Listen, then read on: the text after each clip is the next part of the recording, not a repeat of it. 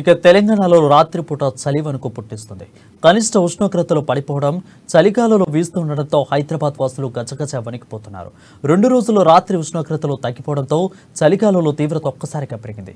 పటాన్చెరులో అత్యల్పంగా 16.2 డిగ్రీలు, దుడింగెలో 18.3 డిగ్రీలు కనిష్ట ఉష్ణోగ్రతలు నమోదయ్యాయి. ఆదిలాబాద్లో రికార్డు స్థాయిలో 15.2 డిగ్రీలు కనిష్ట ఉష్ణోగ్రతలు నమోదవుతుండగా గ్రేటర్ శివారు ప్రాంతాలలో కూడా ఉష్ణోగ్రతలు 16 డిగ్రీలకు పడిపోతున్నాయి. చలిగాలుల తీవ్రత కారణంగా ఉదయం 8 గంటల వరకు ఉండడంతో బడికి వెళ్లే విద్యార్థులు ఇబ్బందులు పడుతున్నారు. గ్రేటర్లో చలిగాలుల తీవ్రత ఒక్కసారిగా పెరిగిపోవడంతో ఉదయం సాయంత్రం వేళలో బయటకు వచ్చేందుకు నగరవాసులు వణికిపోతున్నారు. తెల్లవారుజామున ప్రధాన రహదారులు పొగమంచు కప్పేస్తుంది. సాధారణం కంటే 2-3 డిగ్రీలు కనిష్ట ఉష్ణోగ్రతలు తక్కువగా నమోదవుతున్నాయి. మరో వారం రోజులు కనిష్ట ఉష్ణోగ్రతలు మరింత తగ్గే అవకాశాలున్నాయని వాతావరణ శాఖ అధికారులు చెబుతున్నారు.